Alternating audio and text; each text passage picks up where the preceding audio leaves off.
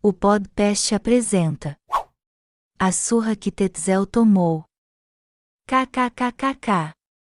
Johann Tetzel, Op. 1465, 11 de agosto 1519, foi um alemão católico romano, frade dominicano e pregador. Além disso, foi um grande inquisidor de heresia na Polônia, e mais tarde tornou-se o grande comissário para indulgências na Alemanha. Tetzel ficou conhecido pela concessão de indulgências em troca de dinheiro, o que permite a remissão de pena temporal devida ao pecado, a culpa do que foi perdoado, uma posição fortemente contestada por Martinho Lutero. Depois de Johann Tetzel, comissário de indulgências para toda a Alemanha, ter recebido uma quantidade substancial de dinheiro em Leipzig, um nobre anônimo, certa vez, perguntou a Tetzel se era possível receber uma carta de indulgência não somente para os pecados já cometidos, mas para um pecado futuro ainda não ocorrido, um pecado cometido a posteriori, talvez até por ira ou indignação, ou por se achar injustiçado pelo excepcional expediente das indulgências, e Johann Tetzel, rapidamente, respondeu-lhe que sim, insistindo, no entanto, que tal pagamento tinha de ser feito de uma só vez.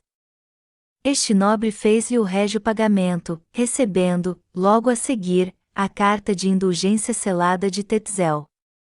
Quando Tetzel deixou Leipzig, foi atacado pelo nobre pecador adimplente, que lhe comprará a famigerada carta de indulgência. Ao longo do caminho pelo qual viajava Tetzel, o também grande inquisidor do Papa Leão X, dando-lhe uma grande surra, uma grande e indulgente sova, e mandando-o de volta, de mãos vazias para Leipzig, com o comentário de que era exatamente este o pecado futuro que ele tinha em mente praticar.